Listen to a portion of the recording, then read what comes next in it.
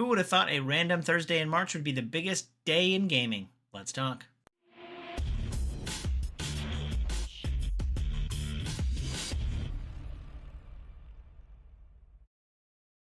What up, viewers? What up? What up? Calc Soups here, and today is Friday, March 6th, and that means it's time for a quick recap of the week in video game news. Like I said, there was a lot of games that launched, and particularly yesterday, Thursday, March 5th. Somehow all these games decided to launch on the same day, the first Thursday in March. And let's talk about the first one now. Pokemon Pokopia imagines a world without humans, apparently, and a Ditto has to build up an island for all the particular Pokemon that are left in the post-human wake. Pokopia is currently sitting at a 88 Metacritic, putting it tied for the top highest-rated Pokemon game ever. It's pretty interesting. I thought Pokemon and an Animal Crossing cozy game would be a success.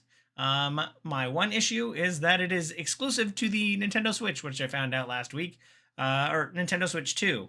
So, for those of you who have one, congratulations. I hope you are enjoying building up your island full of Pokemon and exploring what Pokemon society looks like after humans are all gone, which seems like a depressing plot to unravel, given our current state of affairs. For those of you like me who are, this could be a console seller.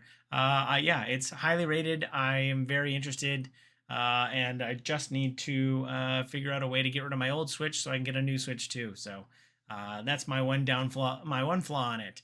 Otherwise, hope you are enjoying Pokemon Pokopia. The winner of the big, every game launches yesterday was Slay the Spire 2. It launched into early access and it broke Steam. Steam could not handle how many people wanted to get online and purchase this game. It also beat a bunch of Steam concurrent player counts. I saw one number saying that it had 250,000 players after the first 12 hours. Its current concurrent player record is up over 400K, which is awesome to see. So, I mean, it's kind of an unfair comparison. The game is only $25, and Slay the Spire 1 is one of the best-selling games of all time, and very highly lauded. So, I think a lot of us are excited for Slay the Spire 2. So if you're looking for something to play, you're probably already playing Slay the Spire 2, even though it's currently only in early access. Marathon also launched this week after doing their server slam a couple weekends ago. You can now fully play Marathon, and some people from that server slam are getting items from there that probably shouldn't have crossed over, but did from the server slam, which is pretty interesting. No ratings in yet on Marathon. I've watched a couple reviews saying, people who are into extraction shooters or are interested or curious. I don't think Marathon is the entry point for extraction shooters that Arc Raiders was. I did read several articles saying that they will be doing mandatory 90-day server resets. So there's no opt-in, which Arc Raiders was kind of famous for doing. You kind of opt in or out depending on whether or not you want the skill points or whatever. Marathon making a couple changes. If you've picked a Marathon and are running around shooting people, let me know what you're collecting there. But it seems like it's somewhat mixed. I'm very curious what the official when the official reviews drop, what they will look like. But let me know if you're enjoying Marathon. We also had a Nintendo Indie Showcase this week, or the Nindies as I like to call them. I'm usually more excited for these, considering it's bringing old, or PC exclusive games onto the, PC exclusive indie games onto the Nintendo. But right now my Switch kind of cries itself to sleep at night. So, but there were several games that kind of caught my eye. I've yet to play Midnight Walk yet, the Tim Burton-esque kind of claymation video game that came out last year and that was highly rated. So looking forward to that. Mixtape, the teen angst, Life is Strange-esque game that slowly released episodes last year, will soon be coming to the Nintendo Switch, as well as my favorite game from last year, Blueprints, coming on to the Switch, I could restart a run and play another 100 hours of Blueprints or more. So excited. If you haven't already picked it up, yeah, I think it'd run pretty well on the Switch. There's nothing kind of system demanding for Blueprints. So it's a game I kind of would have already assumed was on the Switch, but excited to see that it is coming to the Switch soon. So yeah, there's a bunch of indie games, a bunch of other ones, none of which kind of caught my eye, but yeah, those are the major three that came out of the Nintendo Indie Showcase that I was excited for. We got to see a little bit more on Control Resonant, which I was initially skeptical of, but now, from what I saw this week, showing off the like deeper RPG mechanics, I was a little afraid of it turning into like a Devil May Cry, but in Control. But I should have trusted Remedy because they do everything great. And yeah, just seeing these like deeper RPG mechanics means they've kind of thought through and are really invested in kind of making the game different, which I was initially nervous of. But yeah, it seems like it will be, it won't be just a kind of like simple crossover. It seems like it's really changing up the gameplay, and something I'm pretty excited for now. So yeah, they're really getting me excited by letting me know more and more about this.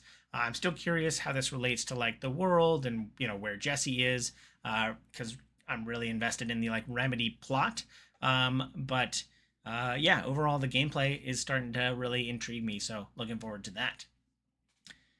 Requiem has already hit several major milestones within its first opening weekend, having only launched last week. Has already hit 5 million units sold, which is the most sold a Resident Evil game, or the fastest to sell a Resident Evil game ever. So pretty cool there. And after only the first couple days, it's already within Capcom's top 20 bestsellers, which is pretty awesome to see there. So yeah, excited for Requiem. I still have not picked up and played it yet, but I'm very much looking forward to it. And yeah, hearing what other people think about it, since so many people have bought it. So glad to see a major milestone coming out of Resident Evil Requiem. Sony seems to be making a U-turn on their PC strategy. Given reports and what people are kind of looking down the line and seeing, Sony's PC strategy seems to be very much diminishing over time. There's only like a handful of games kind of in the pipeline that are coming to PC, and after that it seems to be stopping. I don't think anything was like officially stated, but yeah, Sony is very much kind of letting that go away, which is pretty interesting. I think that so far it's been positively received. It's definitely creating like major milestones and secondary bumps to like sales curves for Sony. So I'm really surprised that they are not investing in porting games to PC. I don't know how dev resources intensive it is, but yeah, it seems Sony is kind of letting that go out and die. I'm gonna take it to blame all of the Bloodborne people who want Bloodborne on PC, just yelling at Sony too much, and Sony kind of giving us the backhand for doing that too much. But yeah, I the God of War games, when the God of War 2 Ragnarok came out, they released a couple months earlier. They released the God of War 1, which I knew sold gangbusters.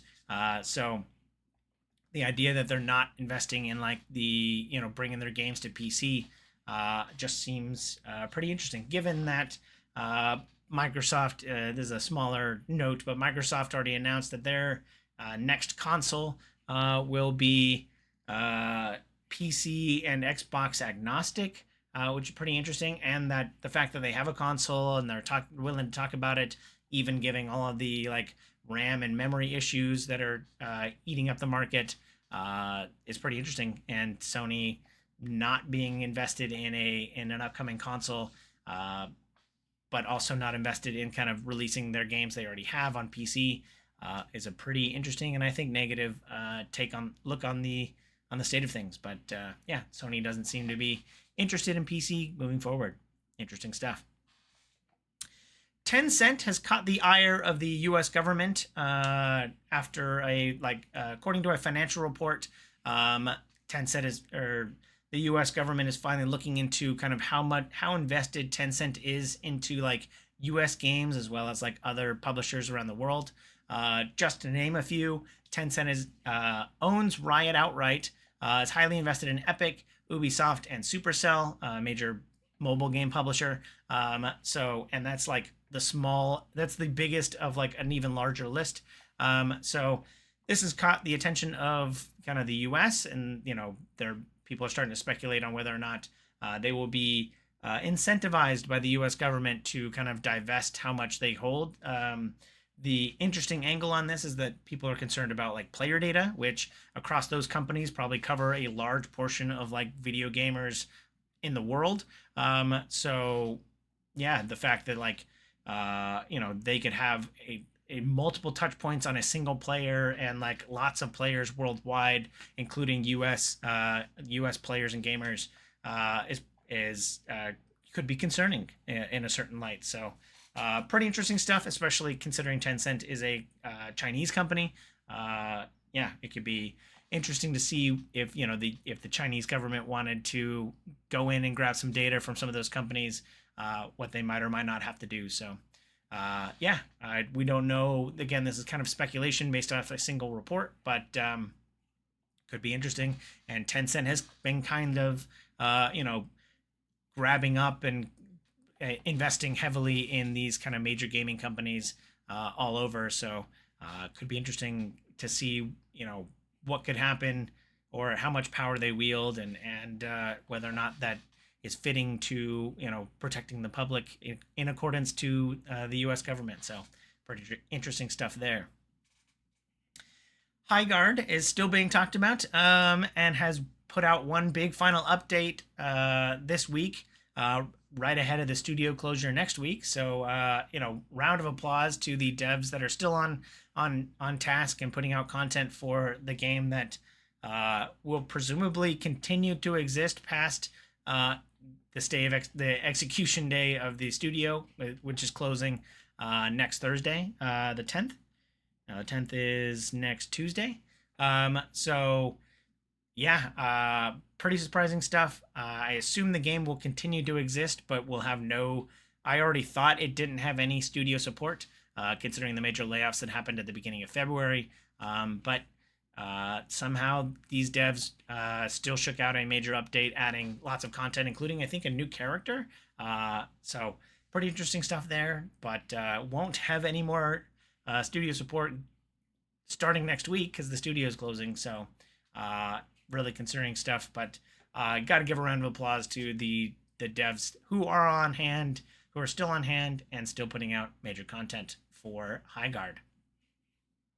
Last but not least, this week we got a hands-on impressions for Mouse PI for Hire, the Steamboat Willie kind of first-person shooter Doom-like that is coming out next month.